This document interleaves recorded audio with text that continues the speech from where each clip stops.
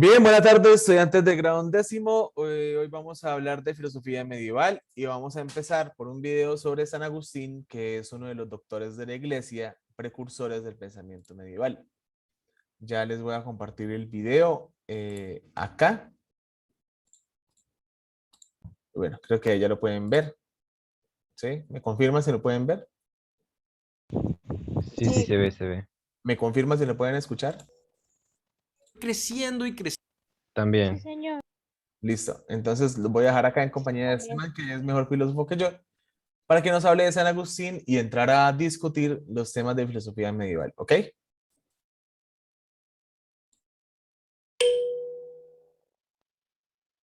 Incansable buscador espiritual. Pasó de ser un joven lujurioso a un filósofo santo, un espadachín que con pluma en mano buscaba unificar el dogma de fe de una iglesia cuyo poder apenas se estaba consolidando. Así es, amigos, hoy vamos a hablar de Agustín de Hipona.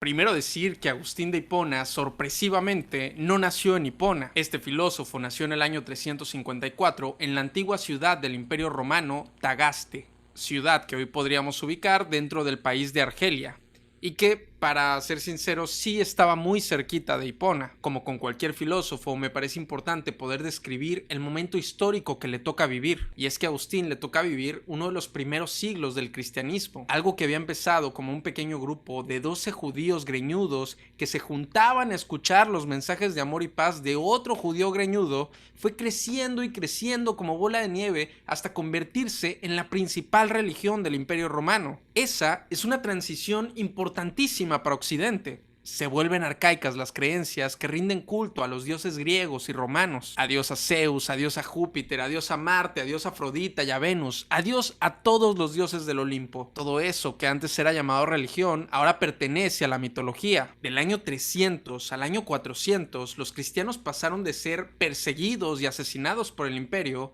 a pasar a ser la religión oficial en todo el Imperio Romano, la única religión lícita en todo el imperio. Y Agustín nace en el año 354, justo en medio del que tal vez sea el siglo más importante para la consolidación del cristianismo. Pero Agustín no crece siendo cristiano. De hecho, durante gran parte de su infancia y juventud, aborreció el cristianismo. Los padres de Agustín creo que son una pequeña muestra de esa ambivalencia que va a vivir el pensador durante gran parte de su vida. Su madre era una cristiana devota que quería compartir su fe con su esposo y con su hijo, pero ni Agustín ni su papá estaban muy interesados en el cristianismo. Agustín prefería 1000 veces leer a Cicerón que leer la Biblia, la cual consideraba un libro aburrido, absurdo y carente de belleza literaria, y eso no quita que no tuviese inquietudes espirituales o filosóficas. Creo que si algo caracterizó su juventud fue una gran inquietud no solo en lo intelectual, sino en lo espiritual. La verdad es que era un joven que se encontraba hasta cierto punto angustiado por la existencia misma. Se preguntaba el por qué existía el mal en el mundo. Se preguntaba si realmente existe el libre albedrío o si nuestra existencia ya estaba predeterminada. Y si efectivamente somos libres, ¿cómo podemos utilizar esa libertad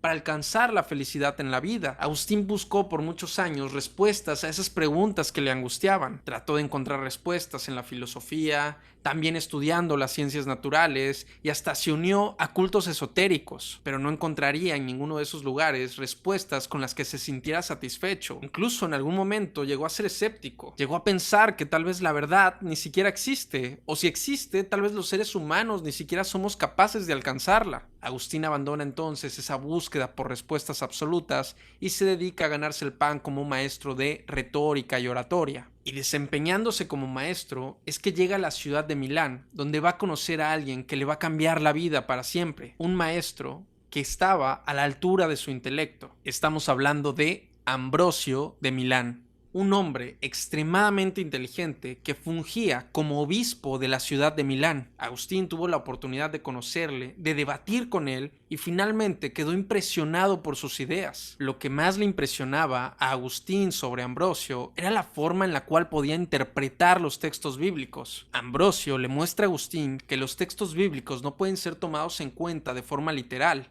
ya que de ese modo no serían más que un cúmulo de disparates. Lo correcto era estudiarlos y analizarlos para poderles dar una correcta interpretación, una tarea que no solo exigía fe religiosa, sino además un enorme esfuerzo intelectual. De repente ese libro que a Agustín le había parecido tan aburrido, tan absurdo, se convierte en un libro lleno de misterios que exigen ser clarificados. A través de Ambrosio, Agustín conoce todos los libros de Plotino y la filosofía de Platón, y cómo las ideas de estos filósofos tienen fuertes puntos de contacto con el cristianismo. Lo que para Platón era la idea de bondad en sí misma, de la cual todo procede, para Agustín va a ser Dios. Lo que para Platón era el mundo perfecto de las ideas al cual nuestras almas desean retornar, para Agustín va a ser el cielo, el paraíso, donde podremos contemplar a Dios. Ambrosio de Milán logró lo que por años intentó hacer la madre de Agustín: hacer que Agustín se convirtiera al cristianismo. Así, totalmente convencido de la validez del cristianismo,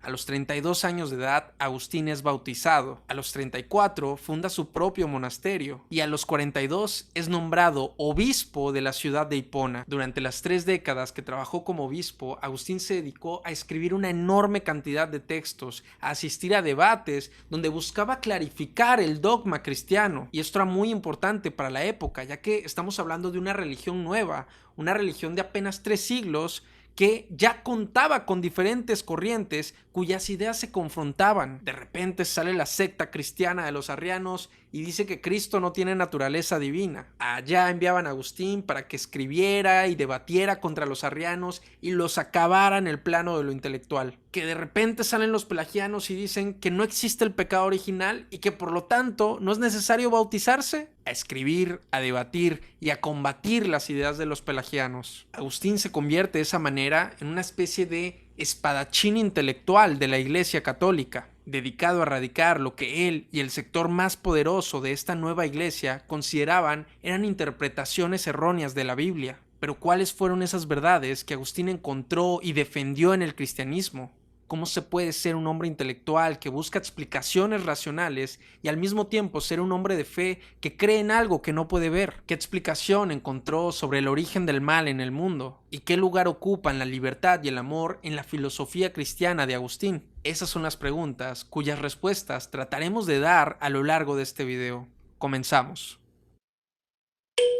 Razón y fe.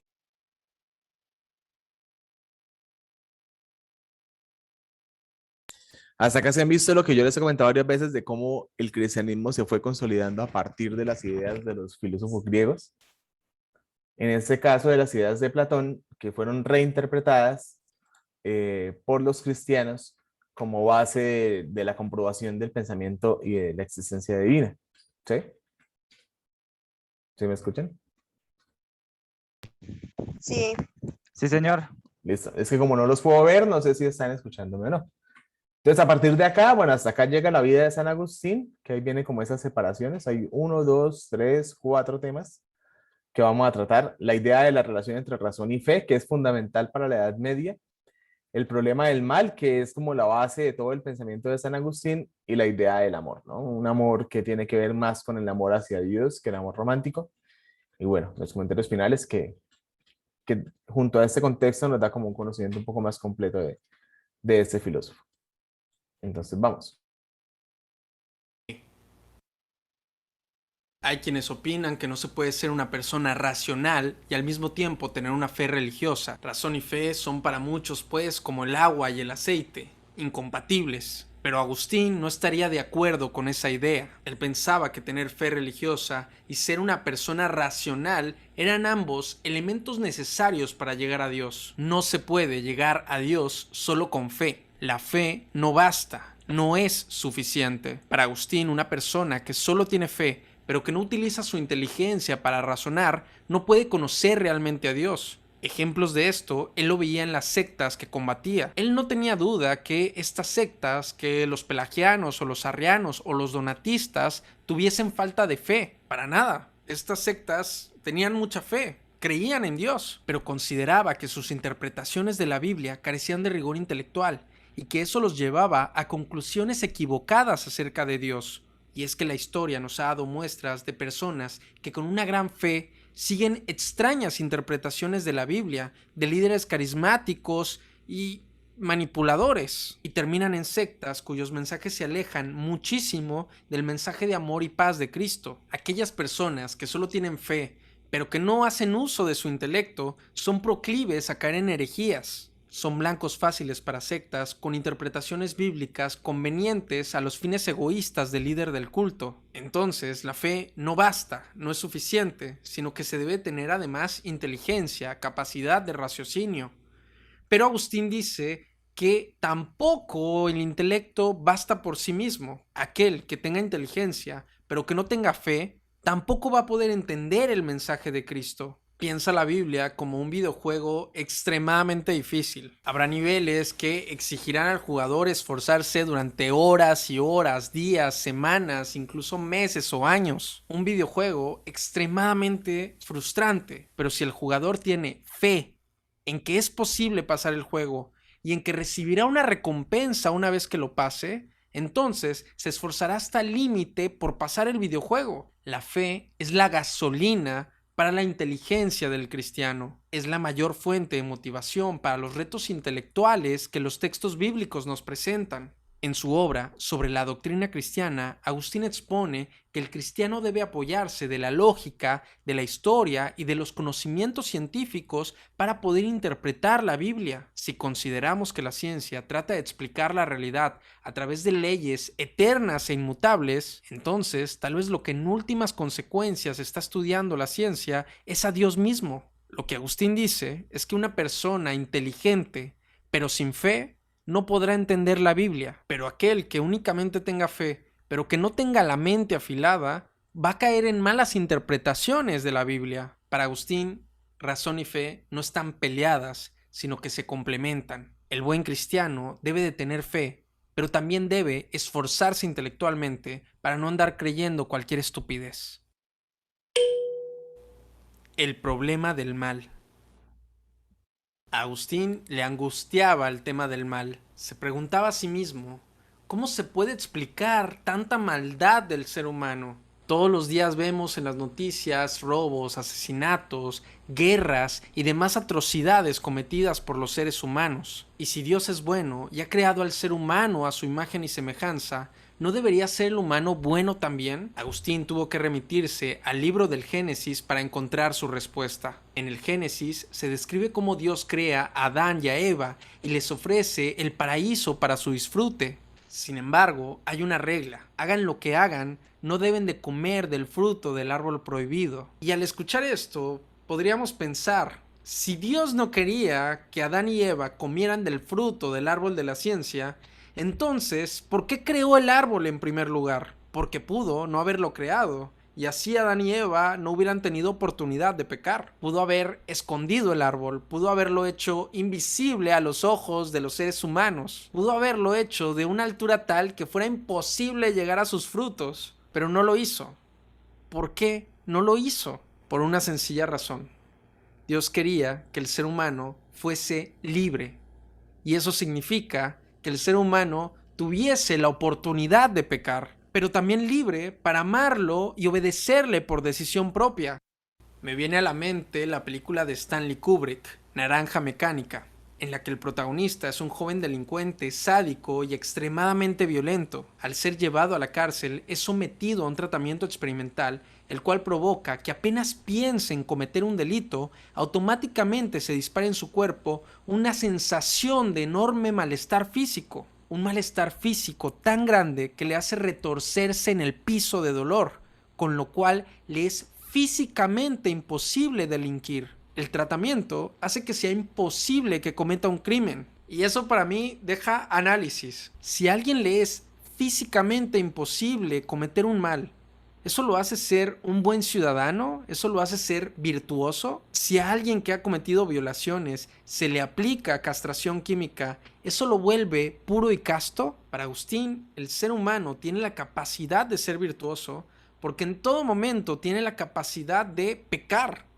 Y sin embargo, el virtuoso utiliza su fe y su intelecto para seguir a Dios. Entonces entendemos que la maldad en el mundo no la crea Dios. Dios no quiere que haya robos, ni asesinatos, ni guerras, sino que esos actos son pésimas elecciones de seres humanos con libre albedrío, elecciones que nos alejan de la bondad, que nos alejan de Dios. El amor. La ética cristiana de Agustín se funda en el amor. Se apoya en el Evangelio de Mateo, en el cual Jesús explica que toda la fe religiosa se puede resumir en 2 mandamientos: amarás a Dios sobre todas las cosas y amarás a tu prójimo como a ti mismo. Para Agustín, toda la ética cristiana se resume en el amor. Aquí está la ética, puesto que una vida buena y honesta no se forma de otro modo que mediante el amar a Dios y a nuestro prójimo.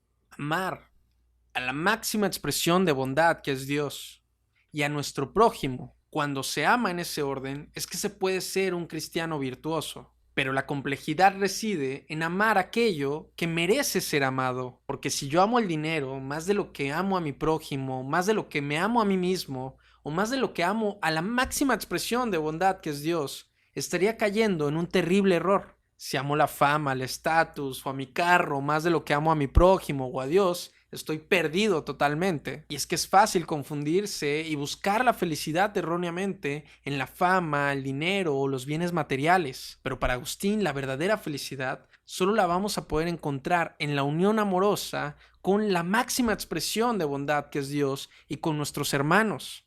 El dinero, el estatus, los bienes materiales son para Agustín únicamente medios, son meros instrumentos que nos pueden ayudar a expresar nuestro amor, pero que no son dignos de ser amados. Para este filósofo, el amor bien dirigido es la clave para una vida feliz. Comentarios finales.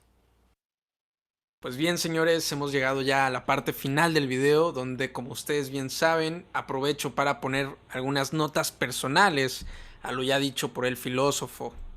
Y primero decir que este es mi segundo intento en el canal por explicar la filosofía ética de Agustín de Hipona. Y creo que es justo admitir que me cuesta mucho explicar su filosofía. Primeramente por el hecho de que no comparto su fe religiosa y por lo tanto ya desde ahí hay una barrera, ¿no?, para con el pensador. Se me hace un filósofo sumamente inteligente, sí, pero también muchas de sus ideas me causan conflicto. Hay ideas que adrede omití en este video, como su idea de la predestinación, de la gracia, sus ideas sobre el pecado original también. Son ideas que me parecen incluso nocivas. Y en otro tema que sí tocamos en el video, el tema de la fe y la razón, también tengo mis reservas. Por ejemplo, él decía que en cosas que no se pudiesen comprobar en cuanto a interpretaciones de los textos bíblicos, la última palabra la debía tener la Iglesia, y por lo tanto debíamos confiar en que las autoridades eclesiásticas tenían un mejor entendimiento y criterio de los textos bíblicos que nosotros mismos. Y el hecho de que Agustín me pida que utilice mi intelecto para sacar mis propias conclusiones de los textos bíblicos, pero que esas conclusiones tienen que sí o sí coincidir con las conclusiones del poder eclesiástico, ya es algo que me causa conflicto. Porque sí, puedo tener muchos errores, ¿no?, en cuanto a la interpretación de los textos bíblicos, y tal vez lo más prudente sería confiar en un teólogo de la iglesia que lleve décadas estudiando la Biblia. Pero para mí es un tema de actitud, de las formas. Porque si hay un grupo de personas que tienen una interpretación de la Biblia que yo considero errónea, me parece que lo más sano sería tomar una actitud conciliadora, una actitud de integración, en la cual yo pueda dialogar, pueda compartir puntos de vista, pueda compartir mis conclusiones, y entre ambos grupos podamos llegar a nuevas conclusiones, que podamos llegar a una verdad. Y últimamente, si no podemos llegar a tener conclusiones en conjunto y tu idea de Dios es diferente a la mía, pues tampoco me voy a ponerte a decir que tus ideas son estúpidas y que tú estás mal y que yo estoy bien. Esas formas, esas actitudes me parecen sumamente autoritarias, lo cual a mí me lleva a ser un poquito mal pensado, me lleva a mí a pensar que la iglesia se sirvió de la gran inteligencia de Agustín, de su gran poder para la oratoria, para el debate, de su habilidad para la escritura, no para integrar a esos grupos que tenían ideas diferentes del cristianismo, sino para combatirlos, para avasallarlos y así afianzar su poder económico y político. Pero igual he de admitir que no sé, o sea, igual puede ser mi falta de fe, mi falta de inteligencia o de ambas. Pero mis actuales niveles de fe y de inteligencia sí me permiten coincidir con Agustín en el tema del amor, el amor a Dios, que me da lo mismo que le llame amor a Dios a lo que otros llaman amor a la sabiduría, a la virtud, al Dharma, al Tao o a lo que sea que tu mente traduzca como la máxima expresión de bondad, porque al final el amor es el amor y bien entendido y bien dirigido se irradia necesariamente a todos los seres. En eso creo, en eso puedo depositar mi fe. Pero, dime tú, ¿qué piensas de la filosofía de Agustín? ¿En qué ideas coincides con él y en cuáles difieres? Me gustaría mucho leer. Como sea, el caso es que ese es el análisis de San Agustín. ¿Ya han visto estos videos de ese autor? No, no, no. ¿No lo habían visto? ¿Nunca? Pues yo personalmente no lo he visto. Entonces no han hecho las guías, porque desde hace un año estoy mandándole los videos de este man en las guías para que las hagan. Ah, Ah, sí, que no trabaja, yo me los conozco. Sí, me gusta porque hace un análisis bastante, qué sé yo, como bastante interesante de cada uno de los autores. En clase lo vimos con Epicuro y pues ya lo vemos con San Agustín. Bueno, antes que todo, eso se va a acabar en cualquier momento, quedan 4 minutos de la transmisión. Si se corta, vuelven a entrar al mismo enlace. ¿Listo? Y les decía que me agrada mucho porque es un análisis muy fresco, muy joven de la filosofía. Es muchísimo mejor que yo haciendo este proceso. Y pues yo creo que queda bastante claro. ¿O a alguno de ustedes le queda alguna duda sobre San Agustín?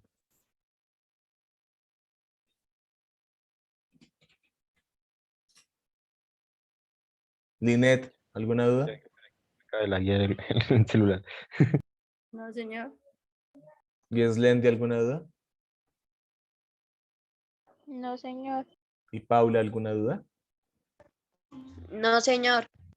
¿Y Andrés, alguna duda? No, profesor, no, Bueno, señor. súper sencillo y súper claro. Entonces, listo. Cuando eso se corte, por favor, volvemos a entrar con el mismo enlace, va a cortarlo una vez. Y seguimos hablando de San Agustín, cómo era el contexto de los cristianos en la Edad Media, pues en esto que empieza en este momento y empieza a tomar la forma de lo que después se llamará Edad Media. Y por qué fue tan importante esa aproximación que hizo San Agustín y cómo nos afecta a nosotros hoy esta aproximación de San Agustín. ¿Listo? Conectes al mismo enlace por ahí en 2 minutos que termine de grabar este archivo y Agustín, seguimos discutiendo. San Agustín es considerado un santo, ¿verdad? Sí, es considerado santo. Bien, voy a terminar esta transmisión y se conecta al mismo enlace y seguimos hablando.